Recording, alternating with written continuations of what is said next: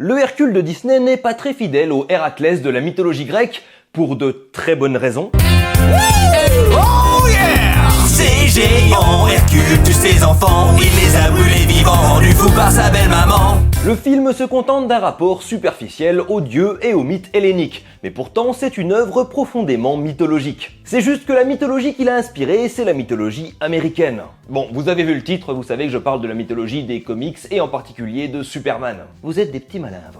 Alors avant de commencer, 2 points. Les héros de la mythologie grecque en général ont inspiré les super-héros modernes. C'est donc logique que quand un studio américain reprend un héros grec, il fasse des références aux super-héros qu'il a inspirés. Deuxième point, je ne suis pas le premier sur YouTube à faire cette comparaison. En préparant cette vidéo, je suis tombé sur la chaîne d'un américain nommé Desmond Drake qui avait eu la même idée que moi. Alors sa vidéo est très cool, mais je ne me suis pas spécialement basé dessus pour écrire la mienne, c'est juste que la coïncidence était marrante. Ça nous rappelle à quel point nous sommes tous beaucoup plus proches que nous le pensons. J'ai d'ailleurs écrit une chanson en l'honneur de cet heureux hasard. Tu es mon frère, né d'une autre mère, des pensées similaires de l'autre côté de la terre. Donc ma thèse dans cette vidéo, c'est que Hercule est le meilleur film Superman. Et je compte bien vous faire une explication détaillée et argumentée du fond de ma pensée, mais avant ça, vous savez comment ça se passe, on est sur YouTube en 2021. Donc là, ça va être le moment où je fais un résumé grossier de l'histoire de Superman par-dessus des images du film Hercule pour que vous vous disiez « Ah ouais, ça se ressemble quand même !»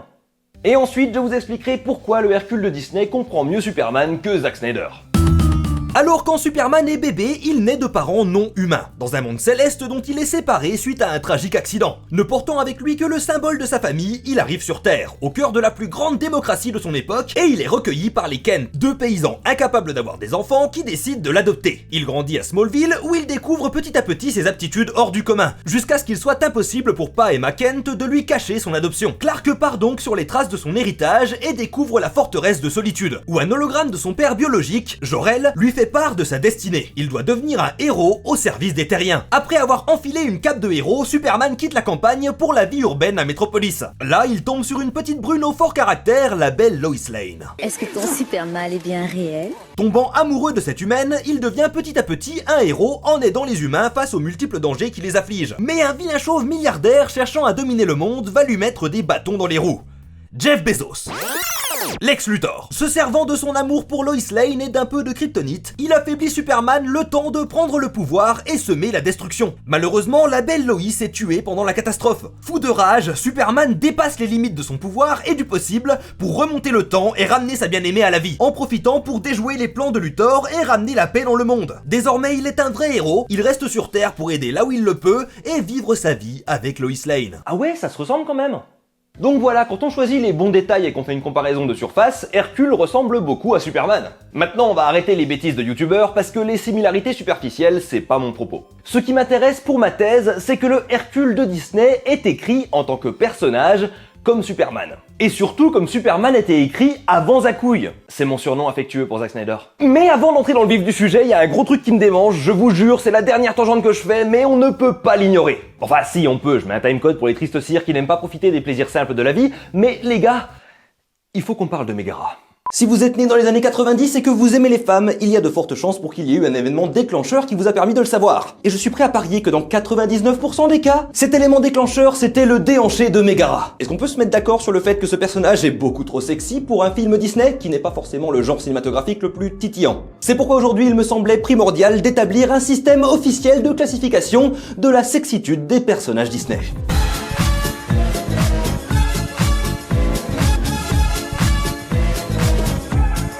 90% des personnes n'auront pas la référence à quel youtubeur je suis en train de parodier. Je suis venu préparer, j'ai des petits post-it et des feuilles de couleur. Pour cette classification, on va donc utiliser un code qui se base sur plusieurs niveaux d'acceptabilité de la sexitude pour un film Disney. Et comme on parlait de Megara... Ah, Megara... On va attaquer directement avec la catégorie rouge. Hop, tout ce qui n'est absolument pas acceptable, beaucoup trop sexy pour un film Disney. Évidemment, c'est là qu'on retrouve notre chère Megara. Coopère. À l'opposé, on a évidemment... Faut suivre ce qui est acceptable, hein, donc catégorie verte, hop. C'est là qu'on retrouve par exemple des personnages comme Blanche-Neige et ses 7 nains, Cendrillon, évidemment, Aurore, passe tout le film à dormir, aucun souci, même si passer autant de temps dans un lit, un peu douteux. Réponse, Belle. Roxy Rookie, encore une fois ça dépend des gens. Les aristochats sont des chats, je sais qu'Internet ne sera pas d'accord avec moi, mais malgré tout, catégorie verte. Mégara revient. Arthur et Merlin, vert, évidemment. Peter Pan, habillé en vert, catégorie verte. Attention, Robin des Bois, vert, oui. Mesdames, je sais. Malheureusement, les catégories vertes et rouges, acceptables et pas acceptables, ne suffiront pas. Disney, en effet, c'est un canon plein de nuances. Si. On a donc besoin d'une catégorie jaune. Pour les personnages qui sont pas spécialement sexy, mais qui pourraient avoir quelque chose qui éveillerait en certaines personnes des sentiments que l'on pourrait qualifier de peut-être pas forcément acceptables. Je vais arrêter de faire ça, ça doit faire mal à la tête. C'est là qu'on retrouvera, par exemple, le personnage Tu arrêtes, Belle. C'est là qu'on retrouvera par exemple le personnage de Ralph, qui est malgré tout un big chunky boy. On aura également Christophe de la Reine des Neiges, doublé par Donald Renew, ce qui donne immédiatement un certain cachet. Dans cette catégorie, on retrouvera également la sœur de Lilo dans Lilo et Stitch, pour des raisons évidentes. Tir groupé pour Kida et Elga Sinclair d'Atlantide, Le Monde Perdu. Catégorie jaune, pas trop sexy, mais quand même. Dans la catégorie jaune, on retrouvera également Winnie l'ourson. Je suis désolé, il se balade avec un t-shirt et rien en dessous. On revient à la catégorie rouge, Esmeralda. Esmeralda. Pas ma faute, demandez à Frollo. En rouge, on aura également Nakoma, la copine de Pocahontas. Oui, vous savez pas qui c'était, mentez pas. Hein. Ce sont uniquement mes choix personnels. Ne jugez pas. Dans la catégorie rouge également, on retrouvera Gaston de La Belle et la Bête. Un torse poilu comme ça, évidemment, ça plaît. Croyez-moi sur parole. Merde, on arrive à la catégorie de la honte, que je n'ai pas encore affichée au tableau. Il s'agit de la catégorie orange, des choses qui ne devraient pas être acceptables de trouver sexy, mais malheureusement, comme les personnes qui travaillent à Disney sont de gros pervers malades, je suis obligé de créer cette classification. Voilà donc la catégorie orange. Pour tous les personnages qui sont honnêtement pas socialement acceptables de qualifier de sexy, mais malheureusement le monde et malheureusement Internet. Bon, par exemple, Jasmine et Ariel ont toutes les deux 16 ans. J'avais 7 ans quand je regardais ces trucs et que je suis tombé amoureux d'elles. Maintenant que j'en ai 27, je passe pour quoi, moi? Merci Disney. Merci. Je vais vous demander de ne pas me juger sur celle-ci. Nala du Roi Lion. Ses yeux ne mentent pas. Pour les mêmes raisons, le cast de Zootopie. Tout le cast de Zootopie. Je ne veux pas en parler. Internet le fera à ma place. La fée Clochette est une immortelle qui a vécu des centaines d'années. Malgré tout ça, son âge reste incertain, mais cette mini-jupe me force à la mettre juste ici. Arrêtez de me fixer comme ça. Alors celle-là, j'ai pas très envie d'en parler, mais Madame Mime de Merlin l'Enchanteur. Ce post-it est vide, il me permet de respirer. Voilà, maintenant qu'on a les catégories du classement, j'ai juste un certain nombre de personnages qu'on va classer ensemble, on va voir où on les met, sur le coup. Voilà, improvisation, ah, oui, non, peut-être. C'est chiant, hein. On va commencer avec Lumière. Lumière, très clairement, pour le charme à la française, pour le fait qu'il a une forme de sextoy, on va le mettre dans la catégorie orange. Anna et Elsa, purement inoffensive. Si vous pensez le contraire, je ne veux pas vous voir chez moi. Vert.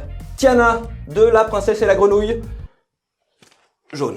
Ai-je besoin de me justifier? Je ne pense pas. Aladdin se balade torse nu, mais il n'a pas de téton. Orange. J'ai perdu mon post-it. Mickey se balade torse nu, mais n'a pas de téton. Donald! Vous savez que Donald est dans le rouge. Ariel, tu reviens là. Cusco est vert. Cusco n'est pas sexy, Cusco est rigolo. Pacha! Pacha. Timon, plutôt tranquille. Pumba est une belle chaudière. Olaf devrait être dans le vert, mais son nez est une carotte. Et les carottes, je vais le mettre en dehors du tableau. Voilà, on va... ok, sur celle-là, s'il vous plaît, pas de jugement encore une fois. L'écureuil, fille dans Merlin l'Enchanteur.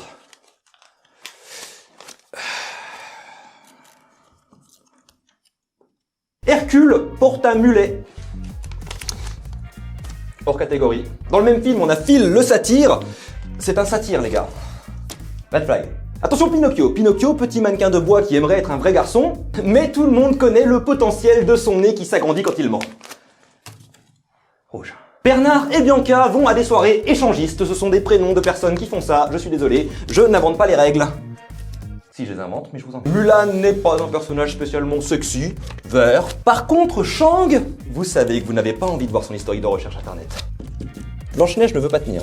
Chaque fois que j'en rajoute un, j'augmente les chances que ça parte en couille. Vaiana qui s'appelle Moana dans la version originale, est-ce que vous savez pourquoi ils ont changé son nom?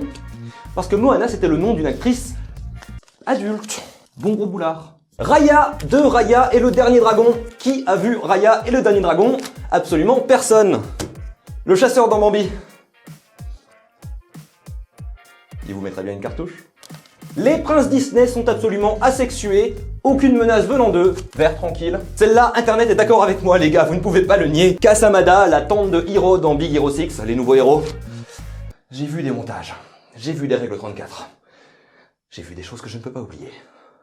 Et j'ai apprécié. J'ai apprécié. Bourriquet dans Winnie l'ourson se balade partout en demandant aux gens où est-ce qu'il a mis sa queue. Et pour finir, personnage crucial de tout le canon Disney, les vaches de la ferme se rebellent. Elles se baladent les pieds à l'air, toutes. Maintenant vous savez. Voilà donc, qui avait besoin de ce classement dans sa vie? Absolument personne. Je vous laisse revenir à la vraie vidéo, merci d'oublier tout ce que vous avez entendu. Le Hercule de Disney ne ressemble pas du tout au Héraclès de la mythologie grecque. Si vous n'êtes pas familier avec le sujet, ne vous inquiétez pas, sur YouTube il y a plein de vidéos sur la mythologie grecque et sur Héraclès. Oui, je sous-traite cette partie de la vidéo. Mais pour faire simple et bref, Héraclès ce serait plutôt Kratos dans God of War, pour vous donner une idée du délire. Le Hercule de Disney, je vous l'ai dit, c'est Superman. Et y a pas que la cape et le fait que Megara l'appelle littéralement comme ça. C'est l'histoire d'un dieu, nuance d'ailleurs avec le mythe original où il est un demi-dieu, qui est envoyé sur Terre et recueilli par des gens simples. Il apprend les valeurs de sa famille d'accueil, ce qui en fait un être sensible, avec un fort sens de la justice, que n'auraient pas forcément eu ses parents, coupés des réalités humaines. Zeus ressemble à Jor-El dans le sens où il donne sa mission à Hercule, mais n'est pas vraiment une présence tangible dans sa vie et dans la vie humaine. Hercule, c'est un petit gars de la campagne qui possède des pouvoirs incommensurables et les utilise pour aider son prochain dans une mégalopole froide et inhumaine où on a un peu oublié ses valeurs rustiques. Bref, faut pas creuser longtemps pour réaliser que le Hercule de Disney, dans son essence, suit l'archétype de Superman. Sauf si le Superman que vous connaissez, c'est celui des films de Zack Snyder. Parce que... c'est pas Superman ? Je n'ai jamais caché le fait que je n'aime pas l'interprétation que Snyder fait de Superman, mais je ne suis jamais entré en détail dans le pourquoi. Pourquoi, à mon sens, Zack Snyder ne comprend pas Superman? Pourquoi il dénature son personnage? Et pourquoi il le rend absolument fade et ennuyeux? Et pour trouver cette réponse, il va falloir se pencher sur le responsable de cette version très particulière de l'Homme d'Acier. Et non, ce n'est pas à couille, c'est Quentin Tarantino.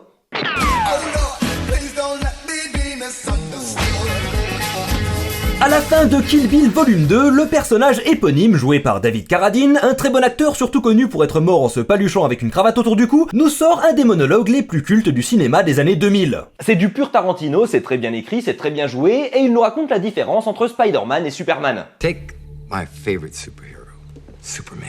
A staple of the superhero mythology is there's the superhero and there's the alter ego. Batman is actually Bruce Wayne. Spider-Man is actually Peter Parker. When that character wakes up in the morning, he's Peter Parker. He has to put on a costume to become Spider-Man. Superman didn't become Superman. Superman was born Superman. His alter ego is Clark Kent. What Kent wears, the glasses, the business suit, that's the costume. That's the costume Superman wears to blend in with us. Clark Kent is how Superman views us. He's weak, he's unsure of himself, he's a coward. Clark Kent is Superman's critique on the whole human race. Super stylé! Absolument faux, mais super stylé. Ok, alors, non. Clark Kent n'est pas le jugement que Superman fait de l'humanité. Ce n'est pas la vision méprisante d'un Ubermensch sur une race inférieure. Bordel de merde, vous vous doutez bien que Superman n'est pas un nazi. Je veux dire, il a été créé par 2 juifs, ça la foutrait mal. Mais ok, bénéfice du doute, c'est le grand méchant du film qui fait ce speech. Un homme à la moralité douteuse, voire déformée, ayant grandi dans un monde de violence où règne la loi du plus fort. Est-ce que dans le texte, ça n'aurait pas beaucoup de sens que Bill ne comprenne pas le personnage de Superman? Qu'il lui soit inconcevable qu'un homme doué de la puissance absolue se mettent au service des plus faibles. Ce serait effectivement logique qu'ils confondent le Superman optimiste des comics avec l'Ubermensch nihiliste de Nietzsche. Gros bénéfice du doute ici, imaginons que Tarantino savait ce qu'il faisait et qu'il se servait de la figure populaire du plus grand de tous les gentils pour nous présenter la moralité inversée de son grand méchant. Le mal incapable de comprendre le bien, c'est un classique, toi-même tu connais les bails. Qui est-ce qui a écrit mes scripts? Bah c'est toi. Tu es viré. On va dire ça parce que quitte à me mettre les fans de Snyder à dos, j'aimerais ne pas me ramasser ceux de Tarantino aussi. Mais quoi qu'il en soit, Zakouille, lui, il a pris ce discours très au premier degré. Puisque c'est ainsi qu'il nous présente son Superman. Un dieu détaché de l'humanité, forcé de se rabaisser au niveau de Clark Kent, qui souffre d'être si puissant mais de ne pas comprendre les pauvres créatures fragiles que nous sommes, à l'exception de la femme humaine qu'il aime et qui est sa dernière ancre vers l'humanité. Ancre sans laquelle il n'a plus aucune raison d'être le héros qui nous sauvera tous et sans qui il devient un instrument de la destruction de notre planète. Voilà, donc ça c'est pas Superman, c'est Dr Manhattan dans Watchmen. Et vous savez que j'adore Watchmen. Pas le film de Zack Snyder, le comic d'Alan Moore. Le livre était mieux. C'est une déconstruction du concept américano-américain de super-héros qui remet en question l'idée d'une superpuissance bénévolente et satirise l'interventionnisme américain en parodiant les plus grands héros de sa mythologie. On a Night Owl qui est une parodie des justiciers sans pouvoir avec des gadgets à la Batman, Rorschach qui transforme l'archétype du détective privé en un extrémiste fasciste, le comédien qui nous annonçait à quel point il vaut mieux ne pas trop croire en ses héros, mais on a surtout Dr Manhattan qui nous montre à quoi ressemblerait un vrai super-héros omnipotent. Comment il serait utilisé par le gouvernement américain pour imposer son système par la violence. Comment être un dieu parmi les hommes créerait une division entre le héros et l'humanité. Comment porter un slip serait trop inconfortable. C'est un super personnage qui sert à raconter une super histoire. Et c'est peut-être le seul personnage que Snyder a bien représenté dans son adaptation en film. Je lui accorde ça, Zakouille a bien cerné Dr Manhattan. Il a moins compris Rorschach, mais c'est pas le sujet de la vidéo. Le problème c'est qu'il a tellement bien cerné Dr Manhattan qu'il en a fait la base de son Superman. Ce qui ne marche pas du tout. Pour une raison très simple, qui est que Superman n'est pas Dr Manhattan. Ce dernier sert à raconter une histoire, à supporter un thème. Si on le sort de son contexte, il ne fonctionne plus. Superman n'est pas ce que Bill dit qu'il est. Superman, c'est Clark Kent. C'est l'un des points les plus importants de son personnage. Superman, c'est pas un dieu, c'est un bon gars de la campagne. À la base, les comics Superman nous présentaient un alien doté de super pouvoirs qui était recueilli par une famille de paysans du fin fond du Kansas, auprès de qui il apprenait les bonnes valeurs de l'Amérique. Des bonnes valeurs de la campagne et des gens qui cultivent la terre qu'il allait défendre à la ville en se servant de ses aptitudes hors du commun. Au début, Superman, il affronte des méchants politiciens corrompus, pas des gros aliens tout gluants. Superman, c'est le potentiel de l'Amérique, d'une terre d'accueil porteuse de valeurs qui va se confronter à la réalité d'une Amérique cynique et urbaine, représenté par Metropolis. C'est la confrontation entre le rêve qui a fait venir en Amérique les parents des créateurs de Superman, et la dure réalité d'une société dominée par l'argent et l'individualisme qui laissait au final assez peu de place aux immigrés. Société qui plus est fortement marquée par la Grande Dépression des années 30. Et je pense qu'il est crucial de comprendre que Superman représente l'espoir. L'espoir que l'Amérique peut être à la hauteur du rêve qu'elle propose, à condition que quelqu'un se batte contre la corruption. C'est pas juste l'espoir de tabasser les aliens qui nous envahissent.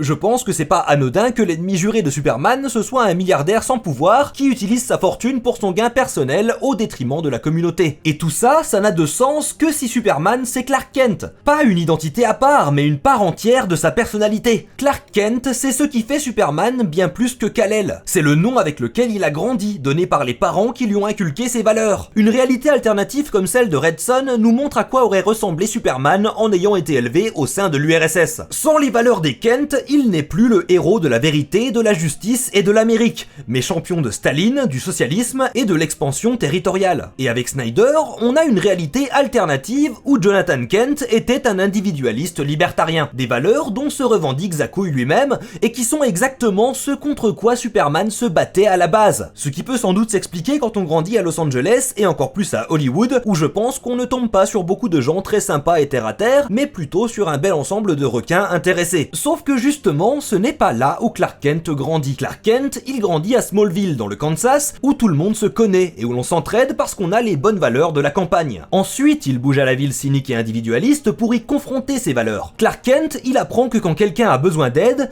eh ben il faut l'aider. C'est ce qui fait de Superman un héros. Pas sa super force ou ses yeux laser, mais sa gentillesse et son bon fond. Le fait que quand il voit un ado sur le point de mettre fin à ses jours, il va le réconforter. Superman, c'est pas un non-interventionniste qui reste passif jusqu'à ce qu'on le pousse à briser des nuques. Superman, il utilise pas ses yeux laser pour amputer un ennemi déjà vaincu. Superman, il sourit. Quand Clark Kent est timide et maladroit, c'est pas qu'il fait une mauvaise imitation d'un humain, c'est juste qu'il est timide et maladroit. Sa maladresse peut s'expliquer par le fait qu'il doit éviter d'arracher le mur à chaque fois qu'il appuie sur un interrupteur. Et pour sa timidité, le fait qu'il mette des années à avouer son amour à Lois Lane devrait suffire à prouver que c'est pas pour faire semblant. Il est comme ça dans les dessins animés, il est comme ça dans les films avant Man of Steel, il est comme ça dans les comics, il est comme ça dans Hercule. Un faux problème que l'on pose souvent, c'est que Superman est difficile à écrire parce que c'est un personnage chiant.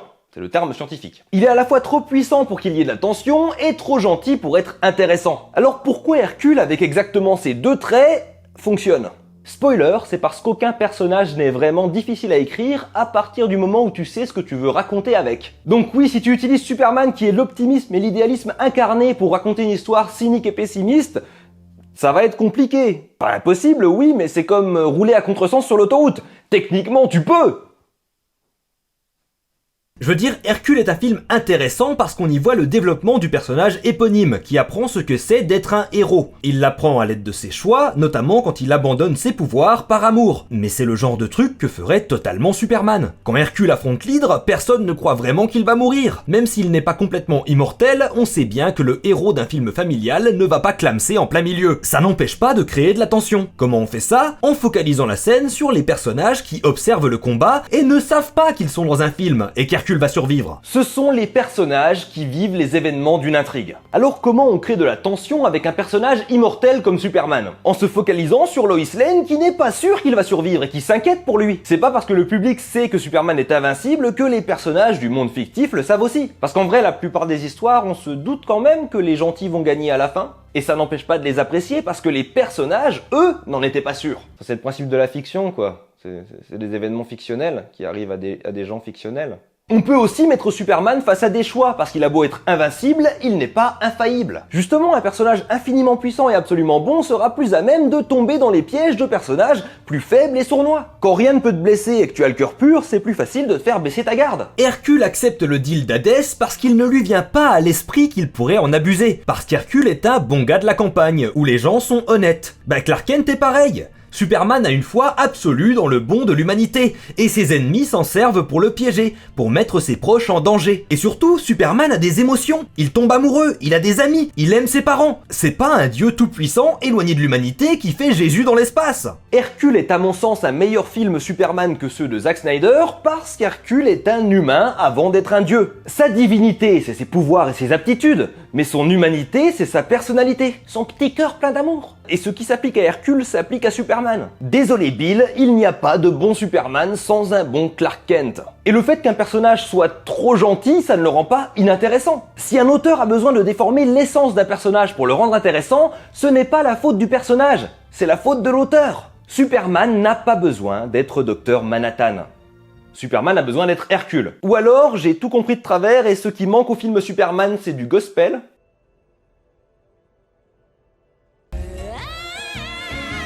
Et abonnez-vous.